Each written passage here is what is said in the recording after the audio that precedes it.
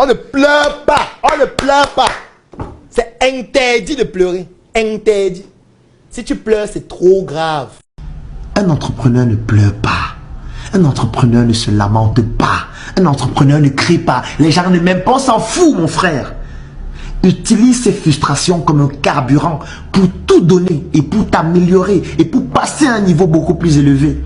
C'est la leçon que je voudrais te donner à toi qui es en train de pleurer actuellement, à toi qui es en train de subir actuellement, à toi qui es en train de souffrir actuellement, à toi qui n'as pas eu l'opportunité d'avoir des parents qui t'ont payé des études, à toi qui n'as pas pu aller à l'école, à toi qui n'as pas pu voyager, à toi qui n'as pas pu avoir des conditions favorables.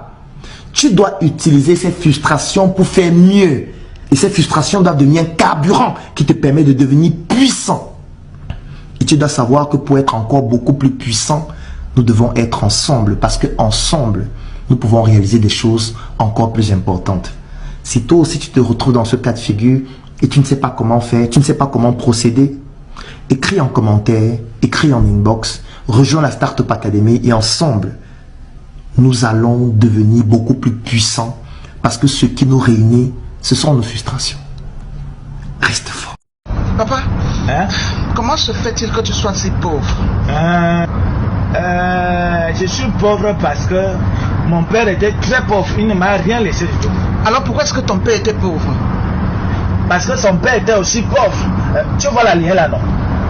Il m'a passé la pauvreté là. En fait, j'ai hérité de la pauvreté de mon grand-père, mon père. Je pourrais aussi te transmettre ça, mais quand tu me plaises. Donc les gens qui sont riches sont nés avec l'argent. Mon fils, je suis encore très jeune pour comprendre comment l'affaire là se passe. Est-ce que tu sais que certains idiots se permettent d'utiliser leur père ou leur mère, leur femme et même les enfants pour faire les rituels? Papa, tu aurais dû utiliser ta mère ou bien maman pour faire les rituels, au lieu de les laisser mourir comme ça pour rien. Et t'as les gens partis comme ça, juste comme ça, sans argent. Oui, non. La souffrance qu'on souffre là maintenant, c'est quoi on souffre quoi? Il faudrait que tu réfléchisses vite, parce que moi, c'est moi qui vais t'utiliser dans les rituels. Papa, comment se fait-il que tu sois...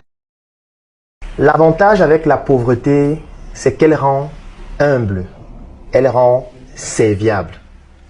Mais le problème avec cette même pauvreté, c'est le fait que lorsqu'elle atteint le stade des complications, elle rend aigrie. Et lorsque vous passez à une phase supérieure, c'est-à-dire les métastases de la pauvreté, elle vous rend violent.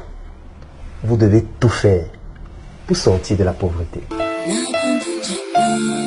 N'abandonne jamais. Regardez bien ce sac. C'est un sac sur mesure.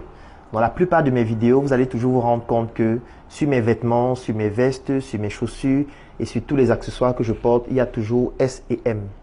C'est une marque que j'ai créée il y a de cela 5 ans déjà. Et la particularité avec ce sac, c'est que nous l'avons produit en un seul exemplaire. Ce sac. Il existe en un seul exemplaire. Et vous savez ce que nous avons fait? Dès que j'ai produit ce sac, j'ai commencé à tourner des vidéos avec ce sac. J'ai commencé à prendre ce sac en photo et je communiquais dessus en ligne. Et vous savez ce qui s'est passé? Il y a des centaines de personnes qui me disaient: Claudel, nous voulons le même sac. Et ce sac seul nous a permis d'avoir plus de 150 commandes d'autres sacs. Alors qu'au départ, je le produisais juste pour moi-même. Mais pourquoi toi, tu ne peux pas le faire? Tu dis que tu n'as pas le capital. Tu dis que tu n'as pas le capital pour produire un sac, c'est combien? Bon, c'est vrai aussi que ce sac, c'est SM. C'est une marque que nous avons développée depuis des années déjà et qui a une certaine crédibilité. Et c'est Claudel qui porte le sac, qui a aussi une certaine crédibilité. Donc toi aussi, tu peux bâtir ta crédibilité avec le temps. Ou alors, tu peux rejoindre la Startup Academy ou le Claudel Numbissé International Consulting pour bénéficier de notre crédibilité afin de développer tes business. Si ça t'intéresse, écris-moi inbox. Dans cette vidéo, je vais te montrer 5 étapes qui te permettent de pouvoir développer ton business et te rassurer qu'effectivement, tu es en train de progresser. Lorsque tu te lances en entrepreneuriat, la première chose à faire, ou plutôt la première question que tu te poses, c'est comment gagner de l'argent? Quelle est l'activité que je mène pour gagner de l'argent? Moi, par exemple, en 2017, j'ai décidé de publier un livre. Parce que je me suis rendu compte qu'il y a beaucoup de personnes qui s'intéressaient à mon histoire et qui voulaient savoir comment j'ai procédé pour passer d'un médecin à un entrepreneur. Et je publie dans le livre « Un médecin atypique ». C'est un livre dans lequel je raconte mon histoire et j'explique comment j'ai procédé pour pouvoir développer plusieurs entreprises et construire des communautés en milliers partout à travers le monde. Ça, c'est la première étape. Comment je fais pour gagner de l'argent? Je publie un livre comme celui-ci, je le vends à 10 000 francs. Ça, c'est la première étape. Ça veut dire au quotidien, je vends 1 livre, 2 livres, 3 livres, 5 livres, 10 livres, 20 livres, 100 livres. Et je commence à gagner de l'argent. Mais ce n'est pas terminé. La deuxième étape, c'est comment je fais pour augmenter mes revenus. J'ai déjà vendu 100 livres, 200 livres, 300 livres. Comment est-ce que je fais pour vendre 10 000 livres, 15 000 livres, 20 000 livres? Parce que ce livre est déjà vendu à plus de 10 000 exemplaires. Là maintenant, il faut que je trouve des techniques qui me permettent d'augmenter mes revenus. Deuxième étape. La troisième étape, oui, j'ai déjà vendu 10 000 livres. Mais comment est-ce que je fais pour augmenter mes marges? Parce que pour pouvoir produire 10 000 livres, il faut de l'argent. Il faut imprimer, il faut la logistique, il faut livrer, il faut le service après-vente. Ça demande beaucoup d'argent. Donc du coup, ça réduit les marges que tu as. Comment je fais pour augmenter mes marges? Je peux digitaliser mon livre. Je peux faire la version audio de mon livre. Je peux vendre mon livre sur des plateformes où les gens, en achetant, peuvent juste avoir la version électronique, la version e-book. Je vais commencer donc à scaler mon business et augmenter mes marges. La quatrième étape, c'est maintenant automatiser mon business que j'ai déjà commencé à la troisième étape. Comment faire en sorte que mon business fonctionne même si je ne suis plus là? Comment faire en sorte que mon business fonctionne même si je n'interviens plus? Parce que si Claudel doit toujours être là pour que le livre soit vendu, ce n'est pas un business intéressant. Ça veut dire que tu n'as pas encore atteint la quatrième étape. Il faut que tu automatises ton business. Et la cinquième étape, il faut que tu bâtisses un patrimoine. Le patrimoine doit te survivre. Ça peut être des bibliothèques, ça peut être des écoles dans lesquelles on enseigne ton histoire. Ça peut devenir un label, ça peut devenir des marques qu'on crée et qu'on appose sur plusieurs autres produits, plusieurs autres services. Ça peut devenir des librairies, ça peut devenir une collection de livres. Un médecin atypique, un charpentier atypique, un maçon atypique, une collection qui peut être vendue partout à travers le monde. Ça peut devenir un label, ça peut être protégé à l'OAPI ou alors dans les institutions internationales pour permettre à d'autres écrivains de pouvoir utiliser ce label et de pouvoir commercialiser leur savoir-faire. Voilà les 5 étapes que tu dois suivre pour te rassurer que ton business est en train de se développer. Si tu as un business, si tu as une activité, tu veux que cette activité se développe, tu dois appliquer ces 5 étapes-là. Et si tu ne sais pas comment faire, contacte-moi en commentaire et je vais te dire comment procéder. Si vous ne pouvez pas organiser une conférence vous-même, vous pouvez aller assister à une conférence, poser une question et pendant votre question, parler de votre produit d'appel. Oui, ça se fait. Vous savez que vous n'avez pas d'argent. Vous voyez qu'il y a une conférence qu'on organise, elle est gratuite. Il y aura 100 personnes. Vous partez à la conférence, vous vous asseyez. Ce n'est pas votre conférence. L'orateur explique des choses, vous levez le doigt. On dit, monsieur, question. Oui, bonjour, je m'appelle Claudel Noumissier, je suis le promoteur du CNIC. Et le CNIC, c'est donc une entreprise à travers laquelle nous offrons un ensemble de prestations, comme par exemple la tontine structurelle, à travers laquelle nous sommes en train de construire un immeuble dans la ville de Douala. Alors, la question que je voulais poser est celle de savoir si votre produit correspond à mon entreprise. Parce que dans mon entreprise, par exemple, nous avons un groupe qui s'appelle le Claudel Noumissier Business Group qui compte environ 800 personnes aujourd'hui et dont l'accès coûte 10 000 francs. Et je voudrais savoir si la stratégie que vous venez de me présenter correspond à ce groupe de personnes-là, dont dans cette salle, il y a plusieurs membres comme Clément qui est là devant et puis Raphaël. Qu'est-ce qu'il vient de faire? En fait, je viens de vendre dans sa conférence. Je viens de vendre dans sa conférence. Je peux poser des questions plusieurs fois. Après, pour une deuxième, pour une troisième. Et à chaque fois, je oriente les gens, Ce qui va se passer, c'est quoi? C'est que quand la conférence va finir, les gens qui vont venir vers moi. Que vous avez parlé d'un groupe tout à l'heure là. Vous dites, ça se passe comment? J'ai dit, donnez-moi votre contact. Et maintenant, pour aller encore plus loin, je peux chercher à avoir la base de données de ceux qui étaient à la conférence. Mais là, déjà, c'est l'intelligence économique. Comment multiplier le chiffre d'affaires de votre entreprise par 3 en quelques mois? Bien évidemment, comme à chaque fois, il faut toujours allier le fond à la forme. Donc pour ce cours, j'utilise la craie Startup Color des industries Startup Academy.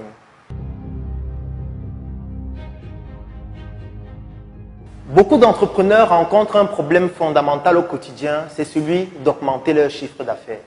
parce que le marché devient de plus en plus compétitif. Il y a de plus en plus d'entreprises qui proposent les mêmes produits et les mêmes services que vous, parfois des produits de meilleure qualité, parfois des produits avec un rapport qualité-prix plus optimal que le vôtre. Et vous, vous souhaitez aussi vous développer.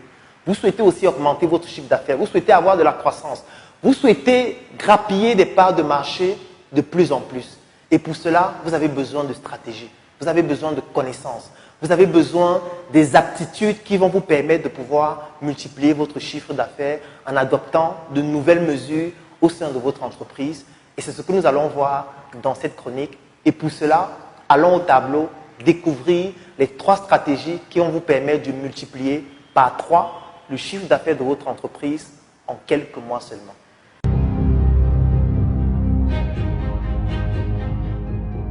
Pour multiplier le chiffre d'affaires de votre entreprise, voici les 3 stratégies que vous devez adopter.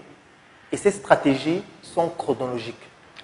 La première stratégie consiste à augmenter le trafic. C'est quoi le trafic? Supposons que vous avez une boutique où vous vendez par exemple de l'huile pour le corps, de l'huile corporelle. Qu'est-ce qui se passe?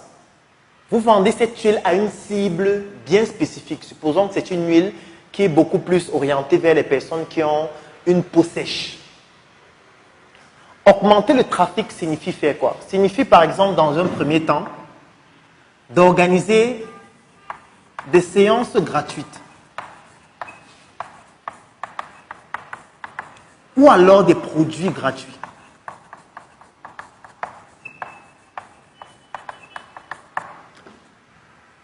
En fait, la stratégie ici, c'est d'utiliser le gratuit. Pourquoi je le dis? C'est parce que lorsque vous offrez des services ou des produits gratuitement, le trafic augmente tout naturellement.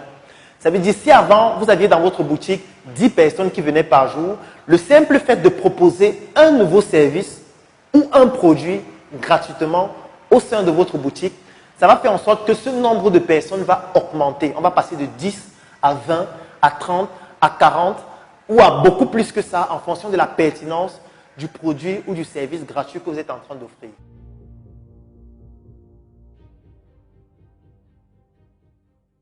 Offrir le gratuit, ça permet d'augmenter le volume des transactions au sein de votre entreprise.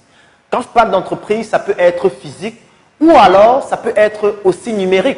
Ça veut dire par exemple que si vous offrez des services en ligne ou des produits en ligne, vous pouvez par exemple offrir une dégustation qui peut être gratuite. Vous pouvez par exemple offrir une formation gratuite. Vous pouvez par exemple offrir n'importe quel autre type de produit ou de service gratuitement afin de faire en sorte que ceux qui avaient des objections concernant par exemple votre prix puissent travestir le risque ou alors la peur qu'ils avaient d'acheter votre produit et d'avoir la crainte de ne pas être satisfait afin de l'essayer parce qu'en fait le gratuit c'est pour permettre aux gens d'essayer votre produit, d'essayer votre service avant de se faire leur propre avis et dès que vous le faites, ça vous permet d'augmenter le trafic. Une autre astuce pour augmenter le trafic, c'est de diversifier la cible. Qu'est-ce que ça signifie?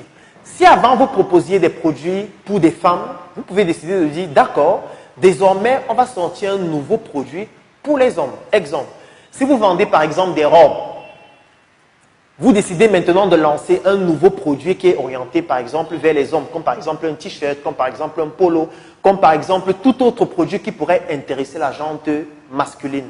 Alors ce qui va se passer c'est quoi? C'est que le trafic va augmenter en ce sens que vous avez diversifié la cible.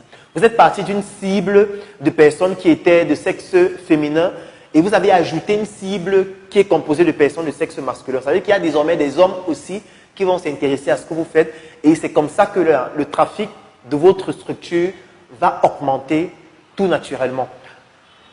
Il y a beaucoup d'autres stratégies qui vous permettent d'augmenter le trafic. C'est à vous de réfléchir en fonction du produit et du service que vous proposez. Quelle est l'astuce que vous allez utiliser pour que le trafic augmente? Parce que le but ici, c'est de faire quoi? C'est de faire que si vous avez 10 personnes qui visitent votre boutique par jour, ou alors 10 personnes qui visitent votre page en ligne ou qui visitent votre site internet par jour, Le but, c'est de multiplier ce chiffre par un facteur multiplicateur, peut-être par 2, par 3, par 4, par 5, en fonction de l'objectif que vous fixez, de telle sorte qu'on puisse passer de 10 personnes par jour à 50 personnes par jour. Et là, on a atteint le premier niveau, c'est-à-dire l'augmentation du trafic. Après l'augmentation du trafic, on passe directement au deuxième niveau, c'est-à-dire augmenter le volume des transactions. Un jour, j'étais chez le gestionnaire de mon compte bancaire. Comme c'est mon ami, on tapait les divers. Et il me donne donc le nom d'un grand opérateur économique de la place. Je ne peux pas juste le citer, c'est la confidentialité bancaire. Il me dit que le monsieur, depuis la semaine dernière, il vient à la banque chaque jour afin de renégocier le pourcentage de son crédit qu'il doit rembourser. Je lui demande alors en confidence que, gars, son crédit dans votre banque, c'est combien? Il me dit que c'est 9 milliards. J'ai dit, hein? Il doit 9 milliards. Il me dit que non, ça c'est juste dans un de ses comptes pour une de ses entreprises parce qu'en totalité, il est dans les pratiquement 26 milliards de dettes. Je dis qu'il a 26 milliards de dettes alors qu'il est dans le classement des plus riches du pays. Il me dit que mon petit, l'entrepreneuriat que vous entendez là, ce n'est pas ce qu'on dit à la télé. Donc vraiment, l'entrepreneuriat c'est une drogue dure. C'est une drogue dure. Vivez vos vies, faites l'amour. Vraiment, soyez humbles. Évitez de consommer cette drogue dure, sinon ça ne va pas vous laisser. L'affaire qu'on appelle l'entrepreneuriat, si je vous déconseille formellement de consommer cette drogue dure. Ah, si vous voulez, lancez-vous, non? Vous allez venir témoigner.